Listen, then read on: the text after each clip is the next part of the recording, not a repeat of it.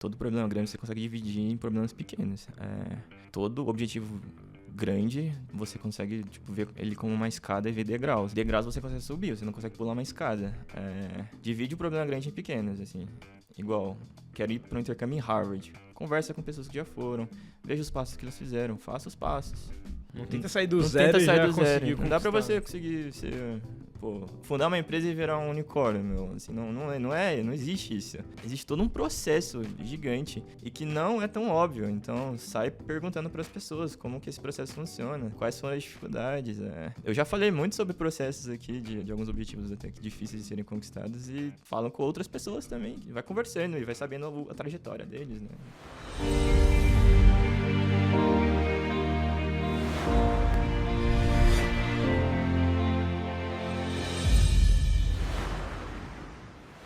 Bem-vindos a mais um episódio aqui do nosso podcast.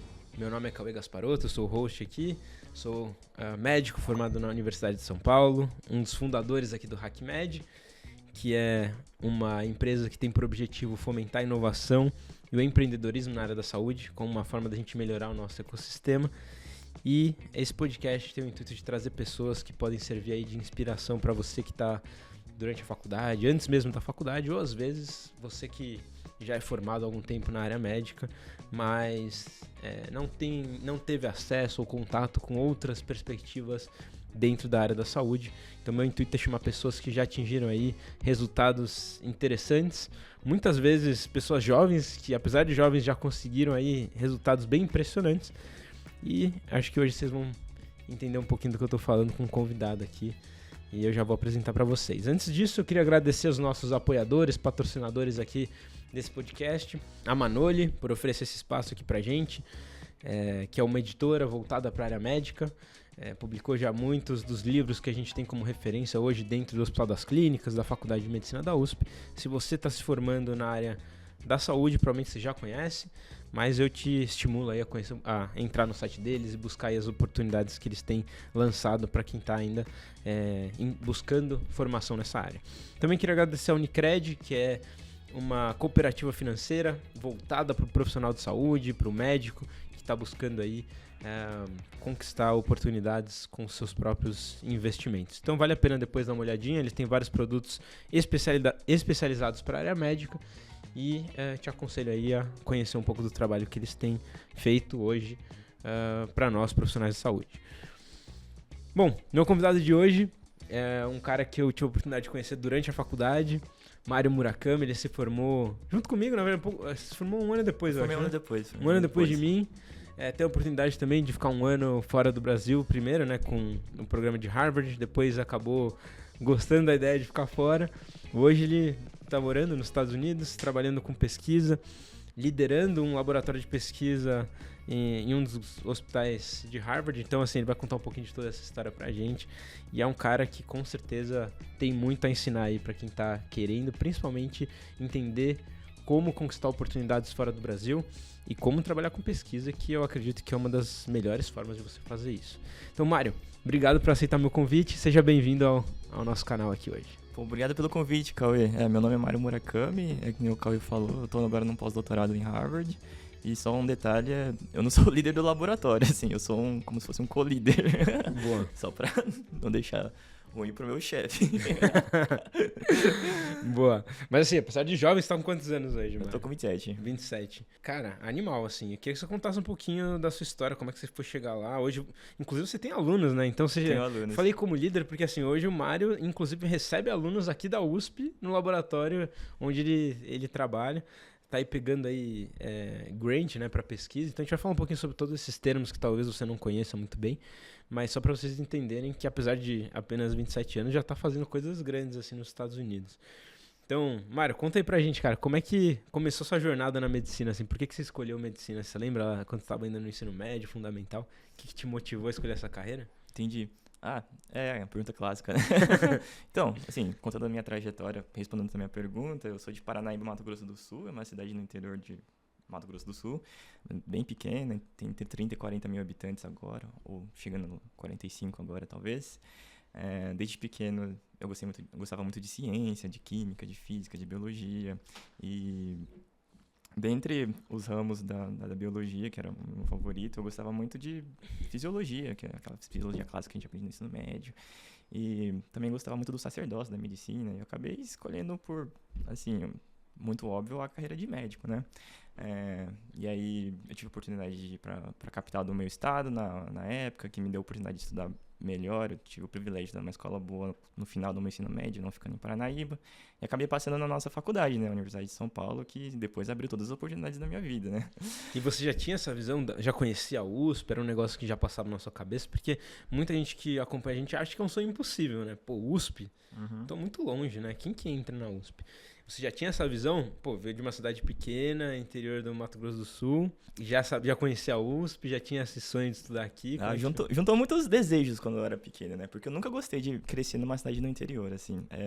Eu sempre fui muito curioso sobre ciência, de fato, ou sobre temas mais complexos mesmo. E era muito difícil numa cultura, numa microestrutura assim, interiorana, ter esse tipo de diálogo. E eu gostava, além da ideia da faculdade, eu gostava muito da ideia de morar em São Paulo, assim, que era a cidade mais cosmopolita do país, com abertura internacional. Então, tudo se encaminhou para eu dar um maior gás lá no ensino médio para eu passar na Universidade de São Paulo, né?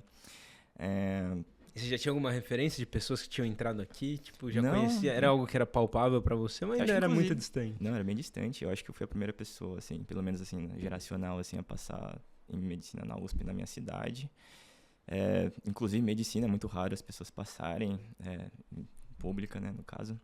Então, não tinha muitas referências, não. Mas sabia que pessoas entravam, que era possível, então eu tinha a chance de entrar.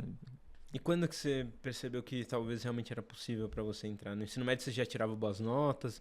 Já tinha essa percepção de que talvez você conseguiria?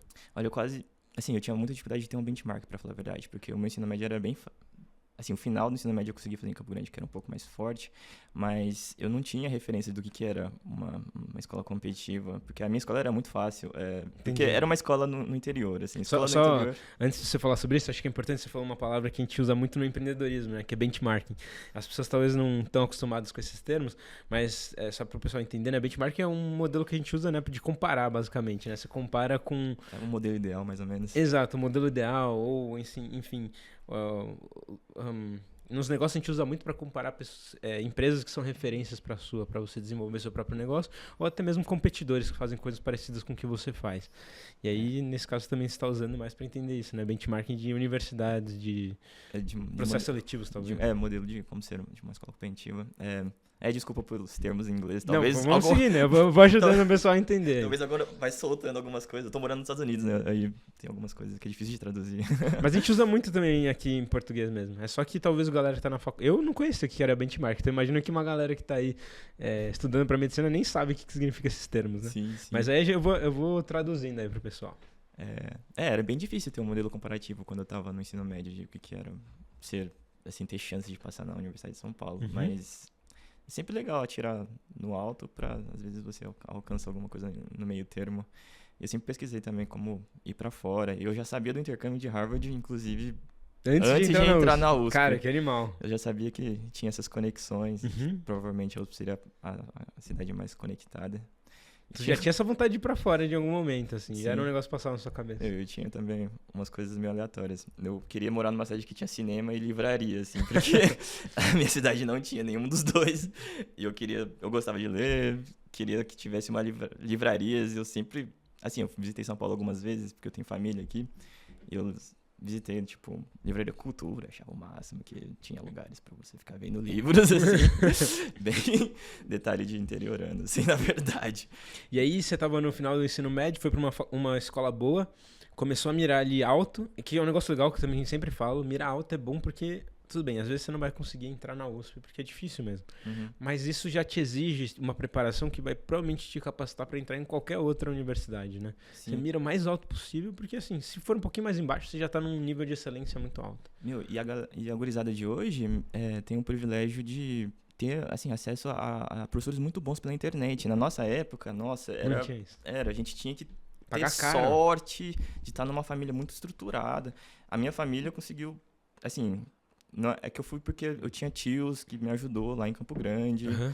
Inclusive, talvez seja a maior ajuda que eu tive fora dos meus pais, assim, que conseguiu me colocar numa escola boa, assim. Então, assim, talvez você tenha uma história parecida, assim, que a gente teve que ter uma base muito bem estruturada, que hoje em dia dá pra conseguir por meios... Pô, a gente tá com tecnologia agora que divulga muito curso EAD, muito fácil, muito barato, com professores muito bons, de graça no YouTube, assim, muito legal. E eu já trouxe algumas pessoas aqui no canal que passaram estudando online. Você fala, cara, na minha época era Sim. inviável isso, não Sim, existia não isso. existia essas coisas. Hoje em dia, assim, é muito palpável pra qualquer pessoa que... Não, assim, existe privilégios, mas superar esses privilégios, com certeza. É, hoje tá mais acessível, com certeza o conhecimento está disponível Isso hoje. é muito legal, muito legal. Você estava no ensino médio ali, numa escola boa, e mirou o USP. Prestou o quê? FUVEST? Fez outros vestibulares? Como que era essa época? A gente presta os outros porque é parecido, né? E Você prestou o quê? ENEM, FUVEST? prestei ENEM, Unicamp, Unesp, FUVEST. E aí foi aprovado direto no terceiro? Teve que fazer cursinho? Como é que foi? Não, eu tive que fazer um ano de cursinho. Eu fui aprovado em quase todas, menos na Unifesp e na USP. Que eram as duas que você mais queria. Eu queria mais a USP, pra falar a verdade. Aí, eu tava indo pra UFRJ ou pra Unesp, eu tava entre dúvida nessas duas. E aí, me ofereceram uma bolsa no Poliedro. Era a época que o Poliedro tava, tipo... Foi bem parecido comigo, então. Tava dando bolsa pra todo Sim, mundo. Aí, que tinha sido aprovado. tinha Eu fui sido aprovado em aprovado. um vestibular concorrido, você ganhava uma bolsa Você pra ganhava um uma ano. bolsa pra um ano. Eu falei, tinha um tio aqui que dava... Tios que davam apoio familiar e bolsa no Poliedro, vou tentar mais um ano. E aí deu certo. Animal. E aí foi pro cursinho, como foi sua preparação, assim? Muito puxado? Você tentou dar uma balanceada, assim? Eu acho que eu continuei na mesma, porque eu passei raspando, sabe? Aquela de você passar na Santa... Na época era Santa Casa, USP na mesma, e se você não passava na USP, você passava na Santa Casa. Aí eu tinha passado na Santa Casa faltando poucos, então... eu peguei as minhas fraquezas e foquei nelas, assim. A minha fraqueza era português e redação, e aí eu... No cursinho você focou mais nessas? Foquei mais nessas e deu certo. Tem muitas estratégias para cursinho hoje em dia. Você lembra como que era a sua rotina? Sempre o pessoal tem curiosidade, como é que você estudava? Faz tempo já, né? Mas você lembra de mais ou menos como é que você fazia? Eu dividia mais pelas... Assim, é diferente, é muito diferente o ensino médio do cursinho, né? O ensino médio você estuda todas as coisas com o mesmo tempo e a mesma dedicação. No cursinho você tem que montar uma estratégia, né? Então eu foquei nas minhas fraquezas e mantive o meu conhecimento nas outras áreas, né? Então fazia o mínimo necessário para química, física e biologia, que eu já estava muito bem estruturado, e as minhas fraquezas, que era português e redação, eu dedicava 50% ou mais para aprender os fundamentos, etc., que eu não tinha. E você estudava usando mais resumo, questão, flashcard? Como que você fazia isso? Era só questão. Só assim, questão. Praticamente não lia nada e nem resumo. Assim, no Poliedro tinha lousa na época, não sei como que é agora, e aí a gente fazia caderno, né? O que eu li era o caderno, e aí era baseado em questão. E comentários, né? Obviamente, comentários são muito importantes. Ou seja, você ia pra aula que tinha a parte teórica, anotava as coisas, e depois, no seu tempo, você fazia sua questão e usava as anotações de aula para direcionar ali as respostas. Eventualmente, se tinha alguma dúvida, você voltava nas anotações das aulas. Sim. Assim, todo o processo seletivo que é baseado em prova, acredito que questão seja a maior forma de agregar conhecimento, assim, de adquirir conhecimento. Porque tem até aquela pirâmide do conhecimento lá sobre quais são os tipos de melhor performance de uso de tempo para tipo, memorizar, não memorizar, mas tipo, agregar conhecimento. E questão sempre é a melhor, assim.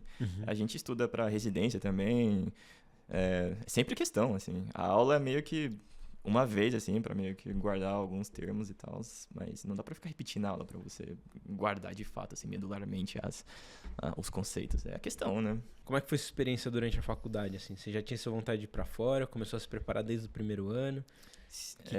Como é que você aproveitou a faculdade? Eu achava que na USP eu conseguiria fazer muita ciência, e aí comecei a ver as limitações do Brasil em si, para falar a verdade, né? Eu não tinha eu queria fazer um intercâmbio para ter uma abertura, assim, pro mundo, pros Estados Unidos, pra Europa, alguma coisa assim. Mas eu achava que eu ficaria no Brasil, mas pelas limitações eu percebi que eu precisava, depois de me formar, realmente me mudar e migrar. E sobre a pergunta sobre o que eu estava fazendo, né? Sempre desde o começo do ano, no dia 1 assim, de faculdade, eu procurei iniciação científica, que é a abertura para a ciência e a abertura também para muitas outras coisas, assim. A gente teve muitas oportunidades dentro da ciência que tá além da ciência, né?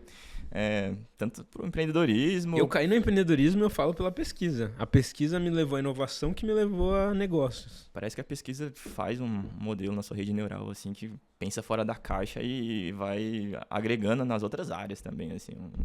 Então, Eu fui mais pra área da pesquisa, né? Mas eu vejo alguns colegas, igual o Cauê, assim, que agregou pra outras áreas, assim. Total. É uma forma também de networking também, assim. Para conhecer pessoas com hierarquia um pouco maior, assim, o pessoal, chefe de departamento, por exemplo. Enquanto você é aluno, lá na base da estrutura da pirâmide ali, das hierarquias, de conhecer e agregar para os dois lados, né? Isso é uma coisa que eu percebi bem no começo, assim, toda a relação, toda a dinâmica que ambos ganham sempre é mais favorável. Então, uma iniciação científica, todo mundo sai ganhando. E isso na vida, assim, todo mundo sai ganhando quando tem um sistema win-win, assim. Porque aí o aluno consegue ganhar experiência e o professor ganha alguém que vai conseguir agregar valor e fazer um trabalho ali que talvez seja muito difícil de contratar alguém para fazer, por exemplo. Que ele não tem mão de obra, assim, que ele não consegue sentar, escrever e coletar dado, porque ele tem outras prioridades. Exato. E aí, então, desde o primeiro ano, você começou a se envolver com pesquisa? Conseguiu achar fácil uma iniciação? Como é que foi essa experiência? Então, é uma experiência um pouco árdua, assim. Por isso que muita gente desiste no começo, porque tem iniciação boa, iniciação ruim, ou iniciação boa que não está muito encaixado com os seus desejos e gostos, assim, pela arte.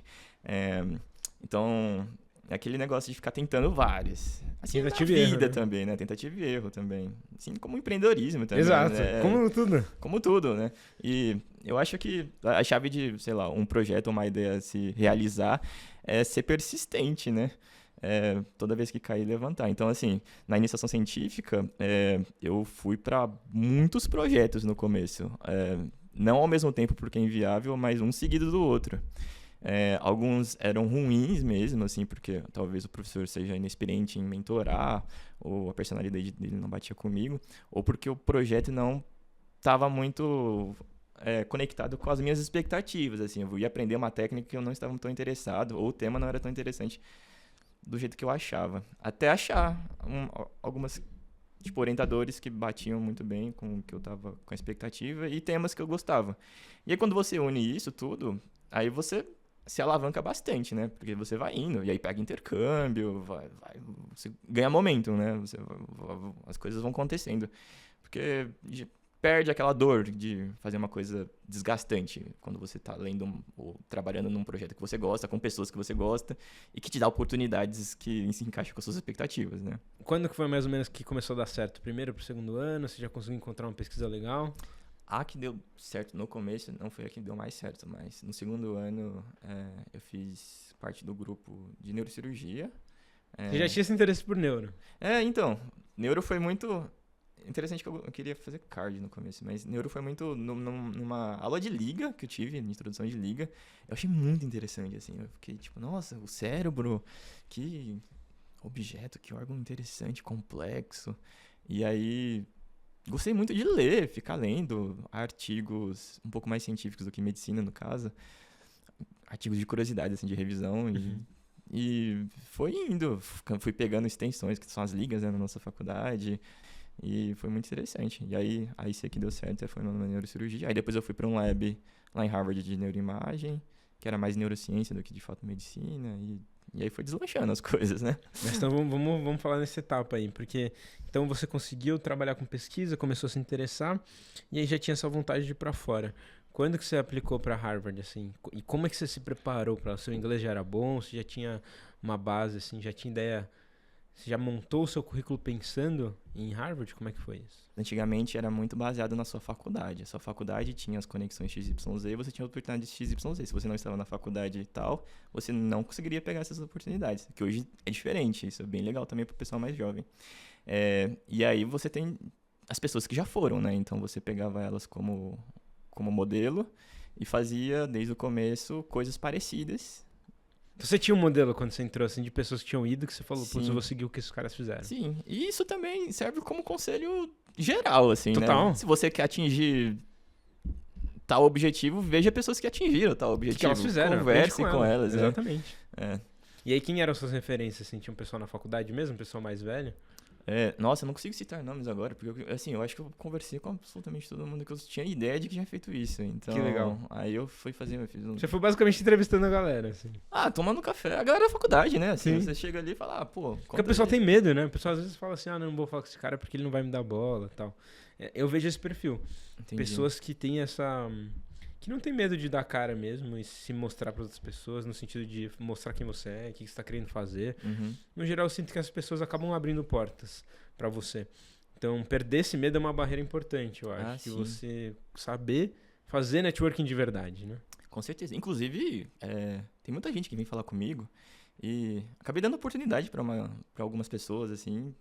Os meus alunos lá no meu laboratório agora, que vai ser no próximo ano, foi puramente por networking comigo. Então, assim, é legal você sair conversando com o pessoal que já tá um pouco mais Inclusive na o frente Eric, na sua que eu já carreira. entrevistei aqui, vai ser um dos seus alunos. Ó, Sim, inclusive foi esse o contato que deu. Eu vou até, se você tá ouvindo aqui depois, volta na entrevista do Eric, ouve o que ele tem a dizer, porque o Eric foi o aluno do primeiro ano que foi aprovado no laboratório aqui que o Mário tá coordenando aí o processo seletivo. Então, olha como é legal essa questão do networking, né, cara? E aí, já te conhecia, né? A gente já era próximo, a gente já temos bastante papo. Mas depois que eu entrevistei o Eric, ele me lembrou de você. Você estava aqui no Brasil, a gente marcou essa reunião. Sim. Cara, bem legal como é que essas pontas vão se conectando. Inclusive, o pessoal que tá indo de intercâmbio não tem muito dinheiro.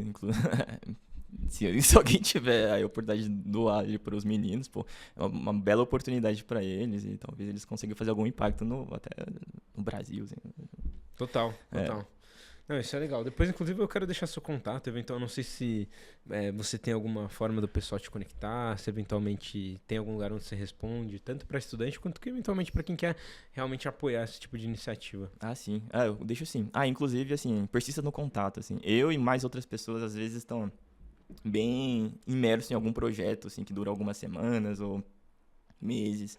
E, às vezes, acaba não respondendo, mas eventualmente responde se persistir no contato, porque, assim, pessoas que estão numa área um pouco mais frenética, assim, acaba tendo pouco tempo em alguns momentos, mas persista no contato. Não é porque vai ignorar pra sempre. Exato. Às vezes só não viu, né? Às vezes só não viu, passou, tava tendo muito e-mail e a semana ou o mês tá muito complicado. E por onde que o pessoal pode te contactar, se quiserem? Eu deixo o meu e-mail, Instagram.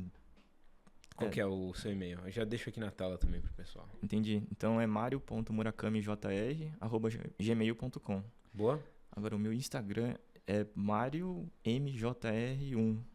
Boa. Vou deixar aqui na tela para vocês aí. E depois se quiserem se conectar com o Mário, entender um pouco mais sobre essas oportunidades internacionais, quem sabe aí, né, mais pra frente também não conquiste uma vaga no intercâmbio. A gente vai falar um pouquinho sobre isso, né? Sim. Bom, mas beleza, Mário. Então, assim, cara, você começou a se dedicar para pesquisa. Na faculdade você fez mais isso. Trabalhou com ligas nas áreas que você gostava, acabou seguindo mais para neuro. E pesquisa. Foi basicamente assim que você investiu seu tempo, além da faculdade, do currículo tradicional ali da graduação. E tem as grandes áreas das pesquisas. Eu meio que entrei nas grandes áreas para ver o que eu mais gostava, né? A gente diferencia a pesquisa meio que na parte de biomed, assim, Agora o termo em inglês é difícil. Wet lab e dry lab, né? Wet lab seria mais pesquisa de bancada que o pessoal pipeta, né? E dry lab seria mais aquelas pesquisas que são mais computacional, que menos mão de obra, assim. E aí eu testei os dois, assim, fui vários laboratórios mesmo. E dentro dos dois vocês percebem que tem grandes clusters de pesquisa também. Então, é sempre legal você realmente achar aquele lugar que você se encaixa, porque senão é insuportável a pesquisa. E como é que você levava? Porque isso é um outro tema que o pessoal sempre me traz, assim, cara, como é que você fazia para gerenciar o seu tempo? Porque você tá fazendo várias coisas, né, vários projetos. Como que você levava a graduação ainda, que é período integral, difícil ali, né? As matérias às vezes não eram tão fáceis de passar, a gente tinha matérias difíceis na faculdade. Você se dedicava mais para as áreas que você tinha mais interesse? Você focava mais na pesquisa? Ou também focava bem nas matérias da graduação? Assim, como é que você conciliava o seu tempo durante a faculdade? Esse processo de decisão de onde você investir seu tempo, você tem que fazer tipo um modelo estratégico bem feito. Assim. Lá nos Estados Unidos a gente chama de... Existem alguns projetos ou tasks que você faz que são high risk, high rewards, ou... Alto risco, alta recompensa, e aí você tem todo um espectro de baixos também.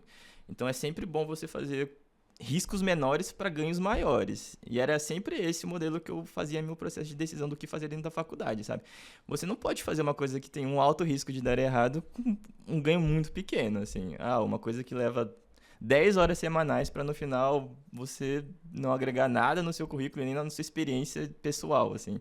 Tem sempre que dedicar o seu tempo para uma coisa que vai te agregar muito. Então, a graduação em si sempre vai estar meio que basal ali. É um low risk, low reward, assim. E aí você tem que sempre manter aquilo muito, muito bem estruturado. E aí as outras coisas que você faz com o seu tempo livre, você tem que ficar balizando isso.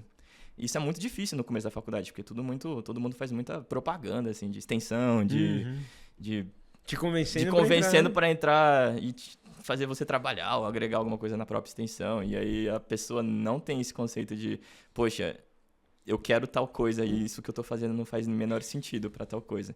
Então, se conhecer muito bem e conhecer muito bem o projeto ou a tese que você tá entrando. Acho que é isso, autoconhecimento. Porque você tem que saber para onde você quer chegar. Porque tudo vai ter uma oportunidade ali. Tudo pode ser útil para alguma pessoa em determinada direção, né?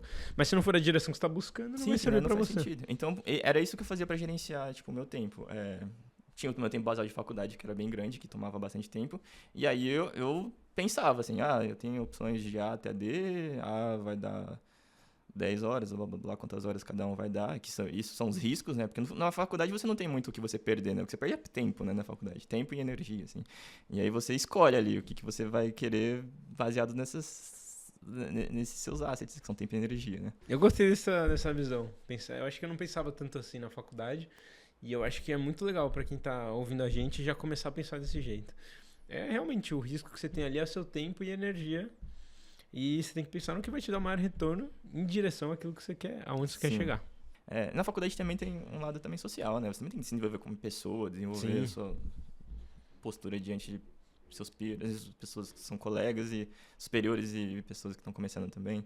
Então, tem todo o lado de desenvolvimento pessoal também. Isso é um grande retorno que a gente tem que sempre lembrar também. Que são competências mais que a gente chama de human skills hoje, né? People skills, né? Habilidades comportamentais ali que são importantes também para você se colocar no mercado também. Só os famosos soft skills também. Soft skills, né? Que é muito importante, aliás. Assim, exato. Nada trivial e é muito importante. Hoje em dia o pessoal até deixou de utilizar tanto esse termo soft, né? Porque parece que é um negócio fácil de ser adquirido, né? Porque não é. E é muito difícil trabalhar, né? Sim. Esse lado seu de... tudo. Comunicação, trabalho em equipe. Muitas coisas que são difíceis da gente desenvolver. É muito essencial. Isso não é tão óbvio quando você começa na faculdade. Na faculdade é tudo hard skill, né? Tudo ali, vou aprender fisiologia. Acho que o modelo de ensino inteiro é hard skills, né? Pensa desde o ensino médio, assim. Poucas escolas focam no desenvolvimento de outras competências, além do matérias pro Enem vestibular, por exemplo. Então é muito baseado nisso. Até as escolas que não são focadas no vestibular... A grade curricular é baseada em competências técnicas, né? Uhum. É geografia, história, matemática, todos os conhecimentos hard skills. Sim. E aí, voltando hard skills também são importantes. Exato. Não pode também extrapolar porque a gente faz medicina, assim. Ciência, medicina, ou atenção ao paciente, é tudo um conjunto de hard skills extremamente importante. Mas é aquilo, com aquela pincelada de soft skills, você consegue as oportunidades, né? Essa própria modelo estratégico de eu escolher as extensões ou como eu dedicar meu tempo é uma soft skill, sabe? Não é tão óbvio assim. Uhum. Tem gente que faz tudo, por exemplo. Fazer tudo não é o mais correto, sabe? Lotar o currículo só por lotar, né? Lotar o currículo com a viabilidade disso, que vai abrir porta nisso, né? Vai tirar seu sono, só isso. Exatamente. E aí, então, você começou a acompanhar algumas pessoas que já tinham ido, conversar com elas para ir para fora. E como foi seu processo de application para Harvard? Talvez o pessoal que acompanha aqui não conhece tão bem. Como é que foi esse processo? Entendi. Foi quase natural, pra falar a verdade, porque eu gostava muito de ciência e... Quando você gosta de muito de ciência, você acaba publicando pôster, aquele negócio todo que enche o currículo. E é quase natural, assim mesmo. Porque você gosta do negócio e ele vai te soltando pôsteres e publicações. Então eu tava lá num grupo, consegui lá uma robustez no meu currículo no segundo ano. Aí eu fiz a aplicação. Na aplicação que eles focam mais são essas coisas, né? Então tem uma cartinha a se seguir. Na verdade é pôster e publicação, assim, não tem muito segredo. Porque esse intercâmbio, né, de Harvard ele é bem focado em pesquisa aqui na USP. É bem focado em pesquisa. Inclusive, não é só Harvard, né, gente? Assim, você pode fazer esse mesmo intercâmbio em qualquer faculdade, simplesmente conversando com o que a gente chama de PI, né, o Principal Investigator, em qualquer professor, e se ele tiver vaga, ele te aceita, porque você é um estudante interessado, já demonstra que você tem um passado de competências, e ele quer essas competências, e você quer a oportunidade, então é só se comunicar mesmo com o professor. Ou seja, com pesquisa, tendo uma base nos primeiros anos, você pode conseguir uma oportunidade internacional em qualquer universidade nos Estados Unidos. Sim. Então, sendo pragmático, assim, para falar a verdade, a cartilha é o seguinte: você entra na faculdade de medicina, conhece os professores que estão fazendo pesquisa, ou professores também de outras faculdades que estão geograficamente próximas da sua, porque também não importa você ser de uma outra faculdade e fazer, por exemplo, pesquisa na USP. Você vai, fala com vários professores, acha uma pesquisa que você gosta. Por você gostar, vai ser naturalmente tranquilo você acabar publicando, entrando em congresso e fazendo posters. E tendo esse passado de publicação, você consegue fazer a mesma coisa que você fez no Brasil, só que nos Estados Unidos. Você conversa com um monte de professores, algum vai se interessar no seu arcabouço de metodologias que você dominou enquanto você estava aqui, e aí você acerta. É bem isso. Isso é um know-how que não é óbvio e que é muito certeiro. Já vi muitas pessoas nos Estados Unidos, em diversas faculdades, de passados, assim, não precisa ser USP, de passados totalmente diversos, mas que conseguiram as oportunidades no exterior. Porque seguiram isso, assim, perceberam isso, porque não é óbvio.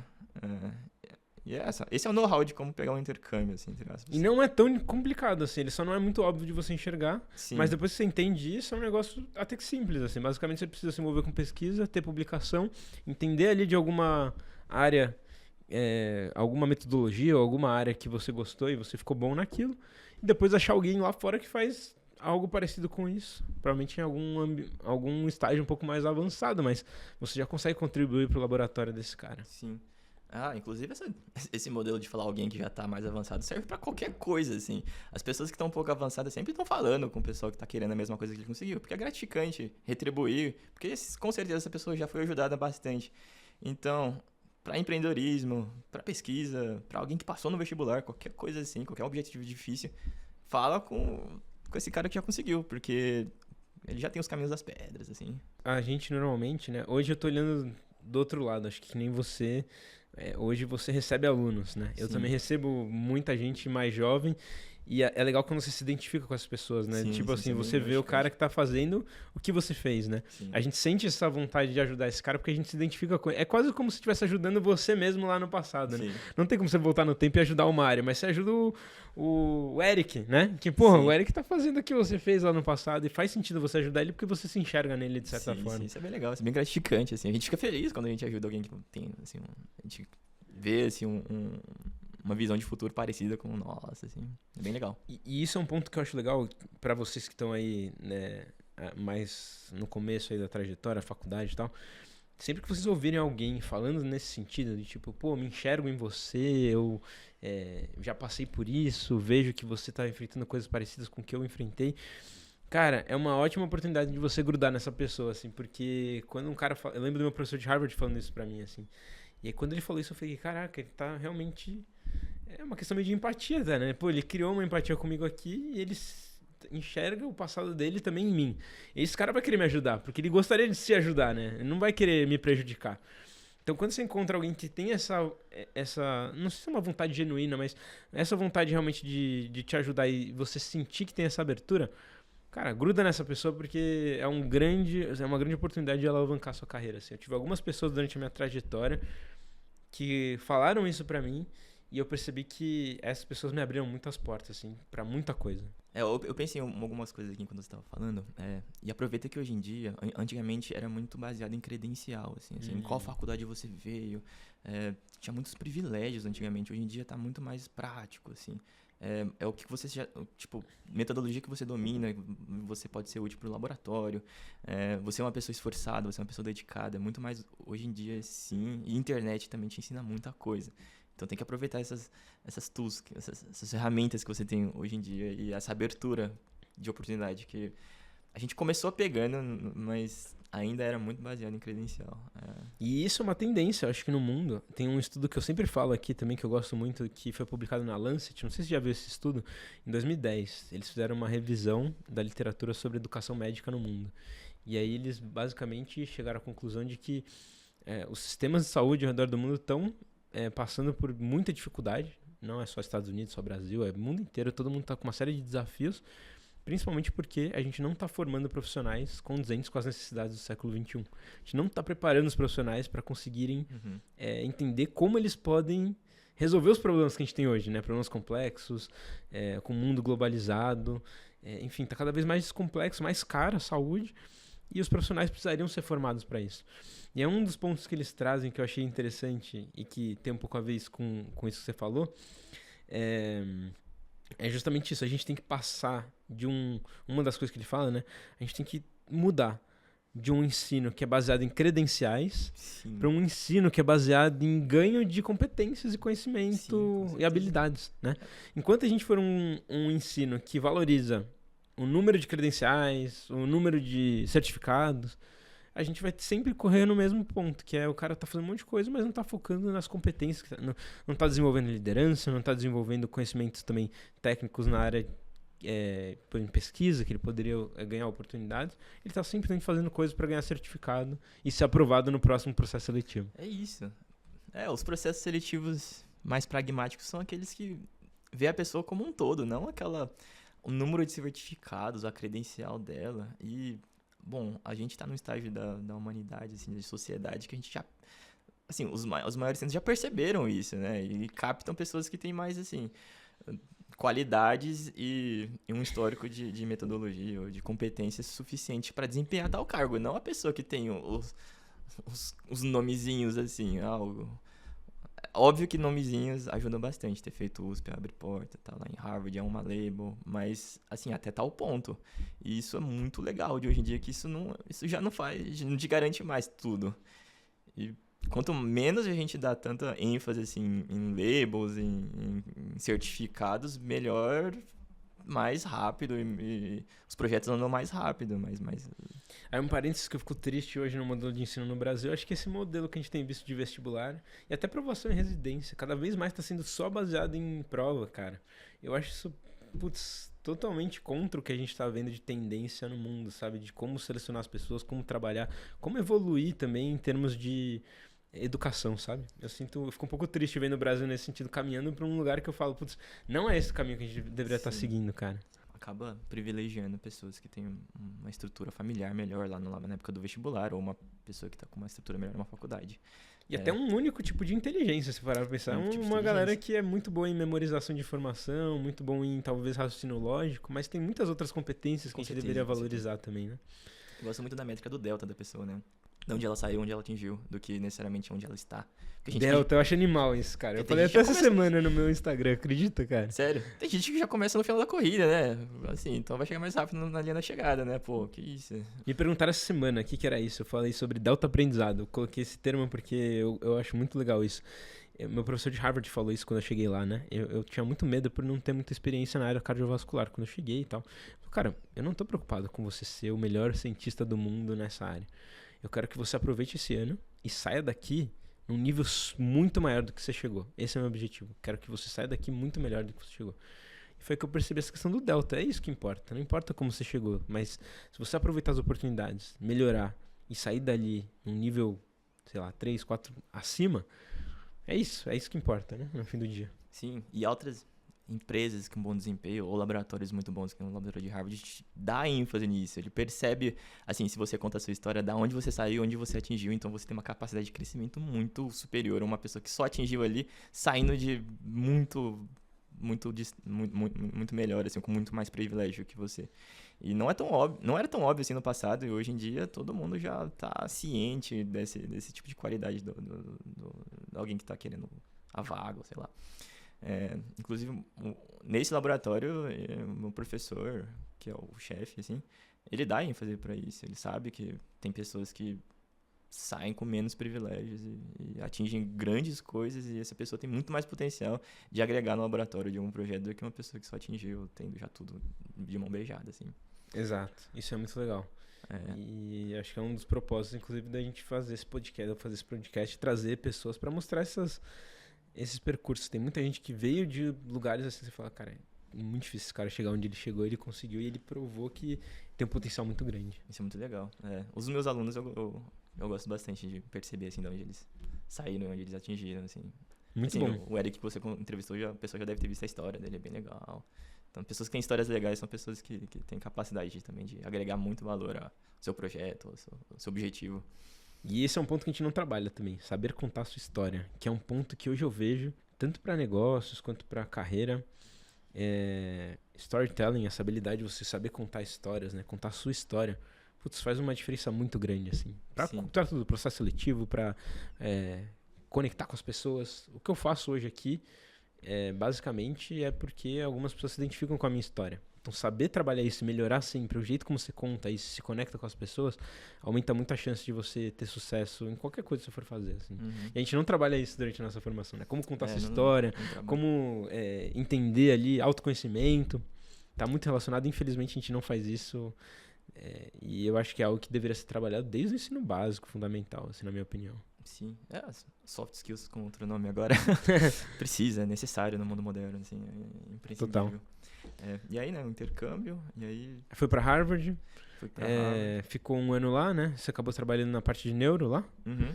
E eu lembro que você chegou a trabalhar também na parte de tecnologia no MIT e tal. Como é que foi essa experiência do intercâmbio? Foi um intercâmbio meio que duplo, porque eu também era um intercâmbio de pesquisa, né, originalmente, mas eu também peguei de aulas para desenvolver competência, eu queria também ter a experiência de aulas. Então, o laboratório era full pesquisa, tinha um mentor, eu tinha um projeto, eu depois desenvolvi meu próprio, e aí eu acabei participando do processo seletivo para pegar aula no MIT também, e acabei pegando uns cursos de neurociências lá, mais básico, que eu gosto bastante de ciência, né, acabei indo para a área mais acadêmica. E aí, mas voltou, né? Você voltou pro Brasil depois, fez o intercâmbio, foi um ano que você ficou? Fiquei um ano lá. Ficou um ano, voltou, terminou a faculdade aqui. E aí eu voltei com uma bagagem bem grande de pesquisa, né? Já sabia umas metodologias um pouco raras aqui no Brasil, então eu continuei elas aqui em alguns outros laboratórios. Experimentei outras áreas, experimentei mais pesquisa de bancada, experimentei outras pesquisa mais clínica, mas aí eu gostava mais da área de neurociência computacional. Ficar lá programando e vendo aspectos termodinâmicos do cérebro, assim. E aí conseguiu trabalhar aqui com essas áreas aqui no Brasil? Consegui, mas assim, aqui é muito incipiente, né? Aqui tá muito mais voltado à pesquisa clínica, porque é o que dá mais publicação mais rápido, né? Não tá muito interessado em meio que desvendar os mistérios, assim, da ciência. E aí, então, você chegou, voltou, aí você viu que para desenvolver isso que você queria, o melhor caminho era voltar para o exterior. Sim, acabei pegando mais 2 intercâmbios no final. Fui para Groningen, que é uma universidade na Holanda. E aí eu também fui para George Washington University, que é uma universidade em Washington, né? Para fazer mais pesquisas, assim. Nessa área de neuro? Nessa área de neuro. A grande área de neuro, mas, assim, diferentes temas, assim. Legal. E aí você entendeu que era isso que queria fazer, trabalhar com pesquisa. Sim. Quando você... Demora um pouco para você perceber a ciência de fato. Antes é só burocracia, assim, tabelar coisa no Excel. Quando começa a ter hipóteses de novas ideias e trabalhar com metodologias um pouco mais avançadas, aí que começa a ficar divertido. Em Groningen, eu participei de projeto que diferenciava a célula-tronco para neurônio. Aqui no Brasil, eu trabalhava com glioblação multiforme, que é um tipo de tumor cerebral, para matar a célula tumoral. Lá nos Estados Unidos, enquanto eu estava lá no intercâmbio de Harvard, a gente fazia modelo computacional de mente, a gente fazia conectomas, que é um tema muito interessante, assim, dentro da área de ciências. E isso, quando você atinge isso, você começa a ter gosto, assim, de ler e fazer as coisas. E o começo é meio árduo, mas aí quando atinge esse nível de compreender e começar a fazer metodologias um pouco mais avançadas, aí fica muito gostoso de trabalhar. Como é que foi essa oportunidade de ser contratado num laboratório nos Estados Unidos? De onde que veio isso? Então, aí... Como eu tinha já muito a bagagem de ciência, assim, de publicação aqui no Brasil, eu já estava bem competitivo para vagas bem avançadas de pesquisa, né? E o mundo da academia funciona de uma forma um pouco diferente, assim. Eu não sei nem se você também está dentro manjar um pouco meio dessa área. Um laboratório, né? Toda a área acadêmica aqui no Brasil, ela é muito estruturada em títulos, né? Você faz um bacharelado, depois você faz um mestrado, um doutorado, e aí, eventualmente, um pós-doc, talvez, ou não, você já vira um professor, né? E aqui é essa cartilha. Nos Estados Unidos já não é tanto. O bacharelado serve para uma coisa específica, o mestrado serve para outra, o doutorado para outra e o pós-doutorado para outra, assim. Bacharelado e mestrado é muito mais para desenvolver competência. Doutorado é muito mais para você desenvolver metodologia de ciência, de fato, de como escrever, de análise estatística, essa coisa baseada no seu tema.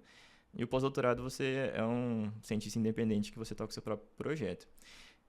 E quando me avaliaram, assim, dentro lá de Harvard, eu também prestei em outros lugares, perceberam que eu já tinha as competências para desenvolver meus próprios projetos. Então, e aí eu acabei indo pro pós-doutorado, que não é um título, por isso que eu consegui. Os títulos, não títulos, mas diplomas, né? Geralmente segue essa ordem, é muito difícil pular. O pós-doutorado não é um diploma, então ninguém é pós-doutorado, assim, eu sou médico. Você tem um MD, Eu tenho um MD, pós-doutorado não é um título, então, não é um PhD. PhD. Doutorado é um título e o pós-doutorado... É muito confuso aqui no Brasil, as pessoas acabam usando isso de forma um pouco... Diferente, né? É um pouco malicioso quando fala pós-doutorado, porque aí vira uma coisa muito... E no muito seu caso, inacessível, você assim. não chegou a ter o título de PhD. Eu não tive o título de PhD. Mas assim, você já conseguiu liderar um projeto de pesquisa pelo seu nível de maturidade e conhecimento na ciência. Exatamente, assim, eu tive um currículo um pouco mais robusto para liderar meu próprio projeto, então aí eu fui para um cargo de pós-doutorado. E aí você aplicou para vários institutos lá nos Estados Unidos. Sim, aí eu acabei pegando uma vaga em Stanford e uma vaga em Harvard, deu problemas burocráticos em Stanford e acabei indo para Harvard. Legal. E tá gostando lá? Nossa, não, é surpreendente, gente. Eu faço Graph Theory associada a conectoma. É um tema muito avançado em matemática e um tema muito avançado em neurociências juntos. Poucas pessoas desenvolveram. Eu dominei essa metodologia e acabei sendo um asset, assim, um ativo. Um ativo, assim, para o laboratório. E é isso que faz você virar um pós-doutorado nos Estados Unidos. É você ser um ativo para o laboratório. O professor Stanford falou exatamente isso na entrevista que eu dei com ele. Você tem que ser um ativo em qualquer ambiente que você vai. Você tem que agregar valor para onde você está indo. Você está agregando valor. Tem um cara que fez, sei lá, tudo, mestrado, PhD, tudo. Ele não tem não domina nenhuma metodologia que você quer. Tem um cara que domina e tem todas as qualidades para publicar, para tocar projeto. Vou pegar o cara. O título é um segundo ponto. Uma ponta as competências em primeiro lugar. Né? Lá eles têm muito essa visão. Assim, um PhD te agrega muito, né? Você aprende... Eu tenho muitos gaps, isso me causa muito sofrimento e muita dor, e eu tenho que ficar preenchendo eles o tempo inteiro. Mas... Porque o PhD acho que mostra que você tem anos de experiência com um determinado tema, né? Sim, sim. Eu acabei tendo bastante tempo. Esse tema específico eu tô trabalhando já quase 7, 8 anos. Então bastante coisa. Bastante coisa. O PhD, ele mais estrutura algumas partes mais metodológicas, assim. Quais testes estatísticos é melhor para fazer, esse tipo de coisa. Mas eu sou de uma... Hoje eu acredito muito naquela teoria just in time. Você aprende conforme a demanda ali, né? Então, tipo, acho que... Óbvio que você vai ter muita dificuldade, mas você vai ter sempre dificuldade, né? Isso não, assim, você nunca vai estar pronto para fazer aquilo que você quer. Mas, assim, o melhor jeito é começar. E depois você vai correndo atrás do conhecimento que você precisa, cara. Porque é isso. Senão você vai ficar sempre estagnado. Sempre vai faltar alguma coisa. Você vai falar, puta, eu não tô pronto para isso. Começar uma empresa, quando eu comecei durante a faculdade, não tô pronto pra começar uma empresa, mas você começa, e depois você aprende o que você precisa e vai melhorando, assim. Aposto que tem várias coisas que você faria diferente hoje, olhando pra trás, assim. Com certeza. Mas você só tem essa consciência porque lá atrás você tomou essa decisão, não tem jeito. Nunca dá pra ter as melhores escolhas, mas dá pra ter boas escolhas sempre, algumas más, e você faz aquele caminhozinho lá de cair e voltar sempre numa linha linear mais ascendente, né? E hoje você recebe alunos nesse laboratório? Eu recebo alunos, então.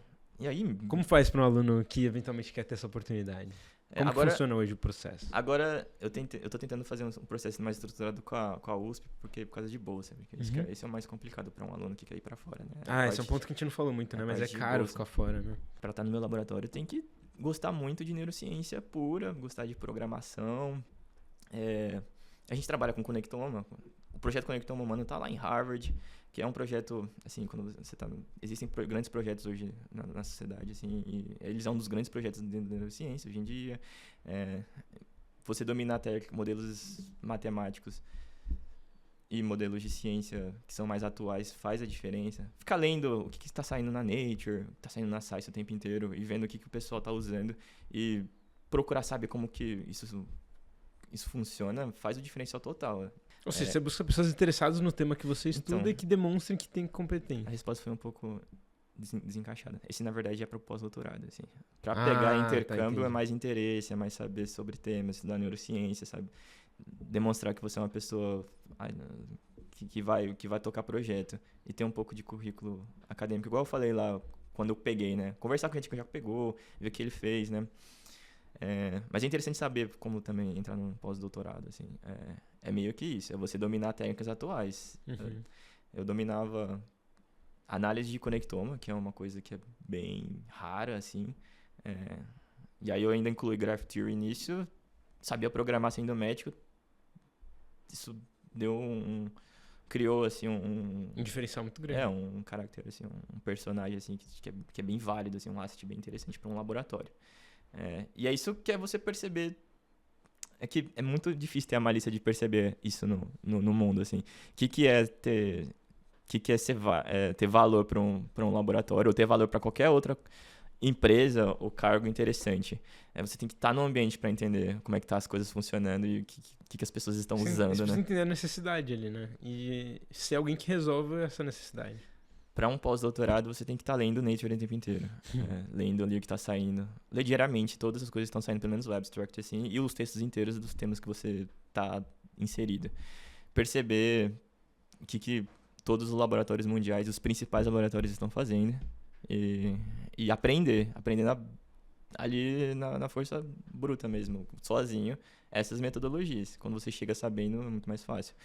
Para intercambista, demonstrar muito interesse, fazer seu delta, pegar uma faculdade boa. Se você pegar um aluno hoje que está pensando em talvez ter uma oportunidade internacional, quer conhecer, o que você deixaria de dica? Assim, uma dica assim que você fala, putz, isso aqui é um negócio de valor que eu teria falado para o Mário lá atrás, pensando nessa preparação para ir para fora. Aquele modelo de high risk, high reward é bem interessante. Tem um outro. Todo problema grande você consegue dividir em problemas pequenos.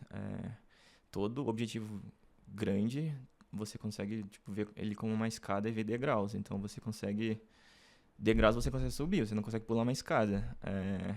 Divide o problema grande em pequenos, assim. Igual, quero ir para um intercâmbio em Harvard. Conversa com pessoas que já foram, veja os passos que eles fizeram, faça os passos. Não tenta sair do zero e já conseguir conquistar. Não dá pra você conseguir fundar uma empresa e virar um unicórnio, meu. Assim, não existe isso. Existe todo um processo gigante e que não é tão óbvio. Então, sai perguntando para as pessoas como que esse processo funciona, quais foram as dificuldades. Eu já falei muito sobre processos aqui, de alguns objetivos até que difíceis de serem conquistados, e falam com outras pessoas também que conseguiram estar onde... Assim, eu não tô num lugar muito alto, assim, mas eu tô ali na média e vai conversando e vai sabendo a trajetória deles, né? Sempre vai ter alguém um pouco mais avançado que você que pode te servir de inspiração, assim. Sempre vai ter alguém que dá pra te ensinar alguma coisa em direção onde você quer chegar. Isso também pode criar suas próprias trilhas, né? Assim, a gente tá você tá numa coisa um pouco mais inovadora de não tinha tantas pessoas que fizeram essas coisas que você tá fazendo. Eu também tive alguns momentos desse tipo. E dá pra fazer. Acredita no que você tá fazendo. E se errar, toma um outro caminho. Quando tá muito difícil, provavelmente tá errado. Muda. E aí, quando começa a ficar fluido, é que tá certo. A gente tem um último capítulo aqui no podcast que eu peço uma indicação, né? O Hacker Conectado. Indicação de filme, livro, série, qualquer material cultural, talvez, que você acha que foi importante pra você. Pode ter a ver com o que a gente tá falando, pode não ter, mas que você deixaria pra nossa audiência, assim, que você acha que vale a pena conhecer. Entendi. É um pouco capcioso, porque eu não acredito tanto nas visões dele, do Ray Dalio, assim, mas eu li os princípios dele e, assim, é muito bom ter os seus princípios de vida e usar consistentemente uma estratégia quando você precisa fazer uma decisão. Ele é bem diferente da minha visão de mundo. Ele é uma visão política muito diferente da minha visão. Assim, não considero uma pessoa a ser seguida, Ray Dalio, mas o livro é muito bom. Princípios. Isso é um ponto bom, isso eu acho muito legal, porque quem tá ouvindo a gente, às vezes, não entende que você pode aprender até com as pessoas que você não concorda 100%. Com certeza. Qualquer pessoa no mundo pode te ensinar alguma coisa. Debate gera muito mais conhecimento do que, assim, aquele diálogo em que você fica circularmente engrandecendo a própria ideia, assim. Total. Aquele debate em que tem uma pessoa muito contrária com você, mas muito inteligente também, e você acredita na competência daquela pessoa, gera um conhecimento muito grande. Até pessoas que até caminham pra um lado que você fala assim, cara, ele tá fazendo coisas que são, assim, no meu ponto de vista, erradas. Mas o jeito como ele tá fazendo isso, eu posso aprender pra levar pra um caminho que eu acho que é o certo. Então, assim, existem essas questões de você pode aprender até com pessoas que fizeram coisas até ruins. Você pensa assim, tem aprendizados que você consegue tirar de qualquer tipo de pessoa, eu acho. É possível fazer ciência, gente. Isso é legal também, pô. Assim, a ciência do Brasil não tá muito certa, então não tomem como exemplos, assim, aquela ciência errada, é só o que você vê. Lê os artigos que acontecem no mundo, assim, a ciência é muito interessante quando você acaba entrando nela. A gente nem acabou falando da minha pesquisa, mas, pô, Graph Theory é muito interessante, Connectome é muito interessante, o cérebro tá inexplorado ainda. É possível entrar, assim, nesse nível de pesquisa em que tá tudo muito interessante, tudo muito incerto e que é muito gostoso de ler, de aprender, de conversar com o pessoal que também tá ali na... Tipo, vanguarda, na né? beiranda, no limite, assim, da ciência. E, pô, tá precisando de um Nobel aqui o Brasil, né, galera? Assim, a gente tem muita gente inteligente aqui. E eu acho que muita gente esforçada. entra na medicina com essa questão genuína da ciência. Eu, pelo menos, entrei. Eu acho que ao longo da faculdade a gente vai perdendo um pouco isso, essa curiosidade, esse interesse, por uma série de razões, assim, mas é legal ter alguém que traga esse exemplo de que é possível. Sim, pô, o Brasil é muito utilitarista, sabe? A medicina é muito utilitarista aqui no Brasil, é pouco explorada essa área de novas ideias, assim, tanto que a gente sempre tem aquele modelo, pô, direito, engenharia e medicina, que são áreas utilitaristas, pô. São áreas muito interessantes também, mas a gente tem a oportunidade de sair do Brasil, conversar com gente nova, então dá pra ter um Nobel brasileiro aí, galera. É uma questão de tempo aí e de vocês aí, pessoal mais novo aí, acreditar que dá pra seguir, assim. Ainda mais com internet, com mais oportunidade de ir pra fora, com esse novo modelo de pessoal interessar mais no Delta do que credencial, então dá sim, assim. O mundo tá menos focado em privilégios, mais focado em competência. Então, seja competente, mantenha a inteligência ali, mantenha o foco e vai dar certo, assim. E acho legal esse papel que você tá tendo de ir pra fora, mostrar esse caminho, agregar pra mais brasileiros e, eventualmente, por que não, né? Mudar o que a gente tem aqui hoje. Eu acho que é um caminho que você vai fazendo de pouco em pouco, mas eu acredito muito nisso, assim. A gente precisa de pessoas boas também, pensando, né? Como é que a gente pode agregar esse valor pro nosso país e transformar isso. Acho que sim, pô. Pra gente mudar isso, né? E ter um prêmio Nobel brasileiro, a gente precisa de mais gente acreditando nisso e aprendendo desde do básico que é possível fazer ciência e tem como a gente fazer isso também aqui dentro. Sim, pô. Total. Vejam lá. Acabou de sair o vídeo lá da discussão dos Nobel 2023, lá do pessoal na famosa lá, na mesa redonda lá que eles começam a discutir, pô. Bem interessante, pô. Ver a trajetória deles. Bem legal. Tem gente que saiu da miséria, assim, fez ciência pra caramba. É muito legal. É muito... Cara, muito bom, Mário. Obrigado aí, cara, pelo tempo, por compartilhar. Valeu. Posso que a galera ficou animada. Já deixei suas redes sociais aí, seus contatos, e-mail, Instagram. Pessoal, entrem em contato com o Mário aí, se quiserem conhecer um pouco mais, falar com ele, entender essas oportunidades. Às vezes vai demorar um pouquinho aí, porque o cara tá realmente com muita coisa, mas não desistam, acho que é isso. E entendam como vocês podem ser um ativo até pra ele, né? Se eventualmente você quiser uma oportunidade pra estudar no laboratório dele, você precisa ser alguém que vai agregar valor lá. Cara, mas obrigado, agregou muito, Mário, foi muito bom mesmo. Acho que, cara, isso vai inspirar muita gente. Queria agradecer a todo mundo que ficou aí até o final. Deixar aí um espaço para vocês comentarem, se quiserem deixar dúvidas, sugestões de próximos convidados. Agradecer para todo mundo que ficou até o final. E óbvio, se vocês gostam desse tipo de conteúdo, não se esqueçam de se inscrever no canal, ativar o sininho, deixar aí seus comentários. Mas é isso. Valeu, obrigado, pessoal. A gente se vê no vídeo da próxima semana. Obrigado, Cauê. E aí, até mais, gente. Um abraço.